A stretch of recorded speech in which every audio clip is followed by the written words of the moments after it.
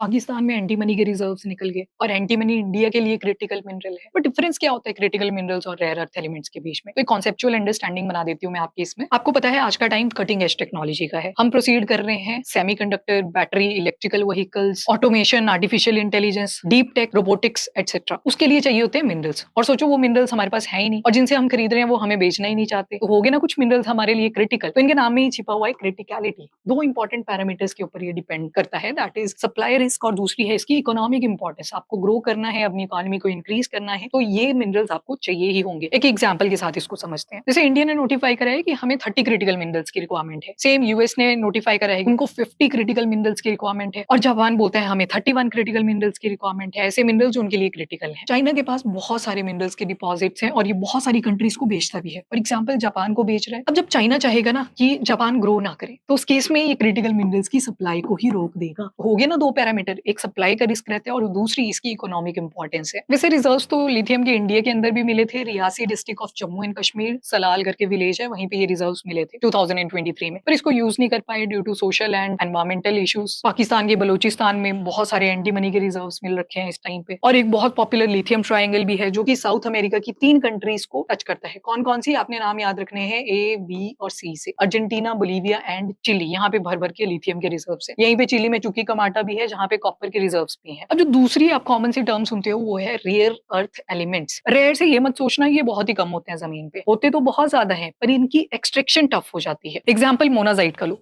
देखो इसका कितना बड़ा केमिकल फॉर्मूला है। इसमें सीरियम है, लेंथेनम है, न्यूएडियम है, थोरियम है, फॉस्फेट है, सिलिकेट है। तो आपको अगर यहाँ से थोरियम चाहिए कि न्यूक्लियर टेक्नोलॉजी के लिए अपने पास यूरेनियम के रिजर्व्स तो है नहीं, पर हम चाहते हैं थोरियम पे स्टडी कर लेते हैं और उसको न्यूक्लियर एनर्जी में यूज कर लेंगे। सोचो इन सबको आपने साइड करना है, तब जाके आपका थोरियम बाहर निकल के आएगा फ्रॉम द मोनाजाइट।